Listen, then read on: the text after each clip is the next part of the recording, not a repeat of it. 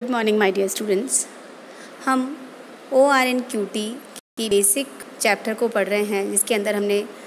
Definition, उसकी characteristics और उसका जो फेजेस है इसके बारे में प्रीवियस लेक्चर्स में पढ़ा है।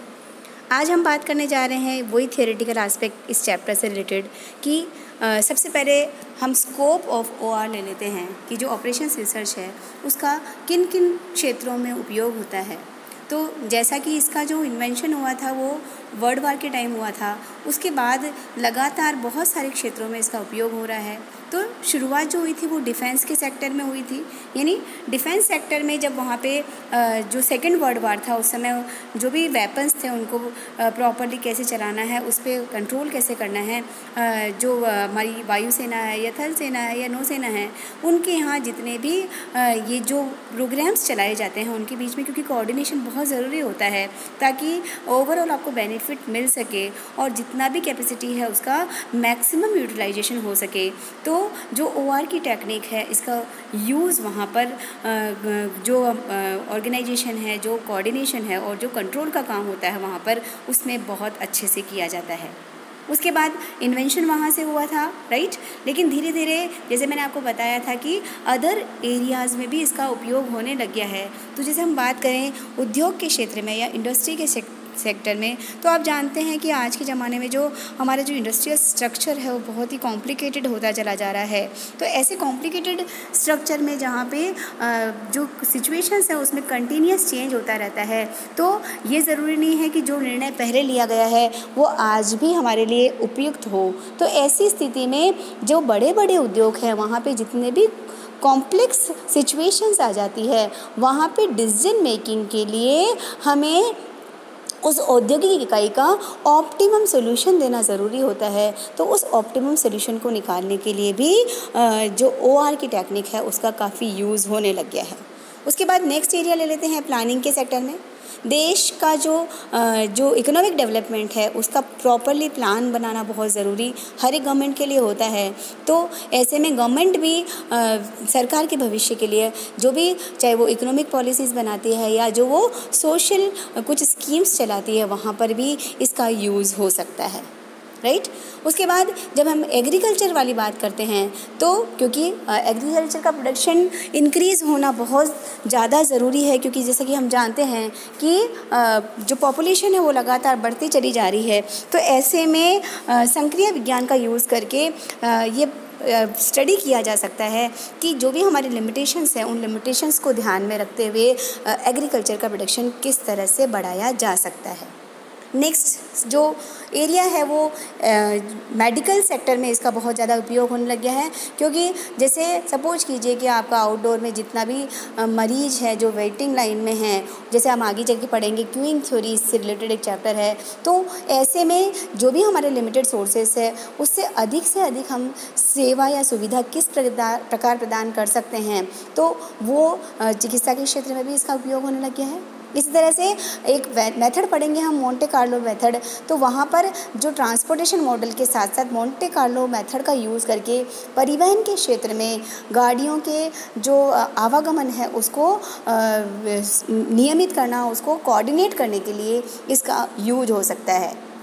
इस तरह से जो एक नेक्स्ट चैप्टर पढ़ेंगे लीनियर प्रोग्रामिंग, उसको भी हम यूज़ कर सकते हैं ताकि जो ट्रांसपोर्टेशन की प्रॉब्लम्स है या जो असाइनमेंट की प्रॉब्लम्स है उनको हम पॉलिसी बनाने के लिए यूज़ कर सकें और अल्टीमेटली आपकी जो ट्रांसपोर्टेशन कॉस्ट एंड जो ट्रांसपोर्टेशन का टाइम है उसे मिनिमम किया जा सके। तो इस तरह से कह सकते हैं कि करीब करीब सभी क्षेत्रों में OR का उपयोग होने लग गया है, चाहे वो डिफेंस का सेक्टर था, चाहे इंडस्ट्री का सेक्टर है,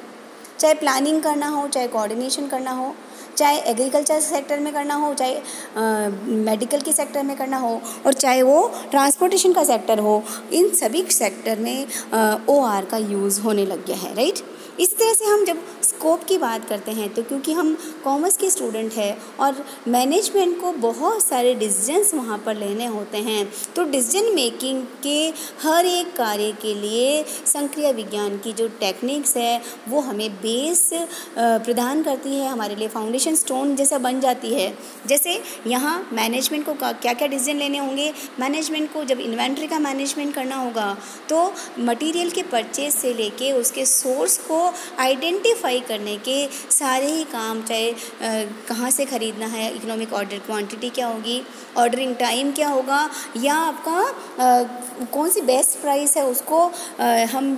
चूज़ करना चाहते हैं, या हम रिप्लेसमेंट डिसीजन लेना चाहते हैं कि एक्स के बजाय वाई से क्यों नहीं बना लिया जाए। तो ऐसे सारे इन्वेंट्री मैनेजमेंट के डिसीजन लेने के लिए OR का यूज़ होता है, क्योंकि वो किसी भी काम को करने के लिए आपके पास जो जितने भी ऑप्शंस ऑल्टरनेटिव्स अवेलेबल हैं उनमें से बेस्ट चूज़ करने के लिए आपको टेक्निक्स अवेलेबल कराता है।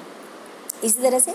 जब प्रोडक्शन मैनेजमेंट की बात करेंगे तो प्रोडक्शन के मैनेजमेंट में चाहे प्रोडक्ट जो बनाना है उसकी लोकेशन डिसाइड करना है, उसका साइज़ डिसाइड करना है, उसका लेआउट डिसाइड करना है, या कितना बनना है वो उसके प्रोडक्शन की क्वांटिटी डिसाइड करनी है, प्रोडक्शन का पाथ क्या होगा, उसका सीक्वेंसिंग क्या होगा, प्रोडक्ट का मिक्स क्या होगा, या जो आप प्रोडक्ट बना लेंगे उसको सेल करने के लिए आपकी डिस्ट्रीब्यूशन पॉलिसी क्या होगी। तो प्रोडक्शन से रिलेटेड ये सारे काम करने के लिए भी OR की बहुत सारे मेथड्स एंड टेक्निक्स यूज की जा सकती है। इसी तरह से जब हम फाइनेंशियल मैनेजमेंट पढ़ते हैं तो फाइनेंशियल मैनेजमेंट में चाहे आपको डिविडेंड पॉलिसी का डिसीजन लेना हो, चाहे कैश फ्लो का एनालिसिस करना हो, या आपको ये डिसाइड करना हो कि लॉन्ग टर्म और शॉर्ट टर्म जो फाइनेंस की नीड्स है उसके लिए कौन से सोर्सेज को हम यूज़ करेंगे, वो सारे काम करने के लिए भी OR की टेक्निक्स को यूज़ किया जा सकता है। जो प्रोडक्ट बना लिया है उसको अब अल्टीमेटली आपको मार्केटिंग में भी जाना पड़ेगा, तो मार्केटिंग मैनेजमेंट के अंदर आपको जो भी आपके सेल्स रिप्रेजेंटेटिव्स हैं उनको असाइनमेंट देने हैं, आपको काम देना है, या आपको आपकी सेल की स्ट्रेटजी बनानी है, या आपको प्रोडक्ट के लिए टाइम और प्लेस डिसाइड करना है, एडवर्टाइजमेंट का कौन सा मीन आप चूज़ करना चाहते हैं, आप किस मोड से आप एडवर्टीजमेंट करेंगे उसका सिलेक्शन करना है। तो मार्केटिंग के ये सारे काम करने के लिए भी OR की टेक्निक्स हमें हेल्पफुल होती है। ठीक है। इसी तरह से नेक्स्ट जो मैनेजमेंट का काम है वो होता है पर्सनल मैनेजमेंट। तो पर्सनल मैनेजमेंट में चाहे एम्प्लॉयज़ का सिलेक्शन करना हो, चाहे जो सिलेक्टेड एम्प्लॉयज़ है उनका हमें वहाँ पे उनका एक तरह से प्लेसमेंट करना हो, या फिर हमें ये डिसाइड करना हो कि एज और स्किल के अकॉर्डिंग मिनिमम कॉस्ट पे किस तरह से हम पर्सनल्स का यूज़ कर सकते हैं, जो भी काम करने वाले लोग हैं उनका यूज़ कर सकते हैं। तो ये सारे मैनेजमेंट डिसीजन मेकिंग के एरियाज हैं। वापस बोल रही हूँ कि चाहे इन्वेंट्री का मैनेजमेंट हो, उससे रिलेटेड काम हो, चाहे प्रोडक्ट का मैनेजमेंट हो, जो प्रोडक्ट बना लिया उसका मार्केटिंग का मैनेजमेंट हो, प्रोडक्ट बनाने वालों के लिए पर्सनल कहाँ से आएंगे उनका मैनेजमेंट करना हो, या अल्टीमेटली इन सारे कामों के लिए फाइनेंस की व्यवस्था करनी हो, इस तरह से भी हम याद कर सकते हैं। तो ये सारे कामों के लिए OR हमारे लिए बहुत ज़्यादा यूज़फुल होता है। इंडिया की बात करें तो इंडिया में जो OR है इसके लिए अगर छोटा एक बात और ऐड कर लीजिएगा कि 1953 में प्रोफेसर हुए थे प्रोफेसर महालनोबिस, इनकी चेयरमैनशिप में इंडिया में इंडियन स्टैटिस्टिकल इंस्टीट्यूट कलकत्ता में बना था। तो ऐसे में ये जो स्टैटिस्टिकल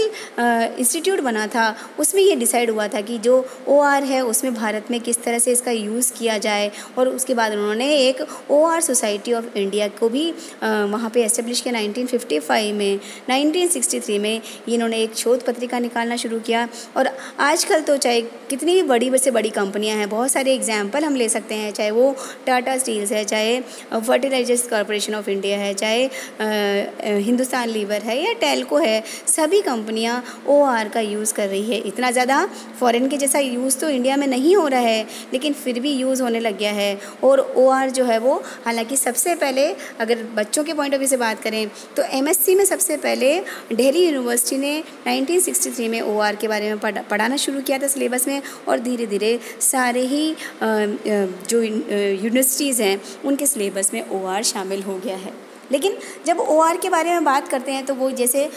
यूजेज या इसका पॉजिटिव पॉइंट्स होते हैं, वैसे कुछ लिमिटेशंस भी है। जब भी आप OR की स्कीम्स को या OR के मॉडल्स को जब यूज़ करेंगे तो कुछ बातें हमें ध्यान रखनी पड़ेगी। सबसे पहली बात, जो सबसे बड़ी इंपॉर्टेंट बात हो जाती है वो ये है कि OR की जो टेक्निक है, क्योंकि पूरा का पूरा ये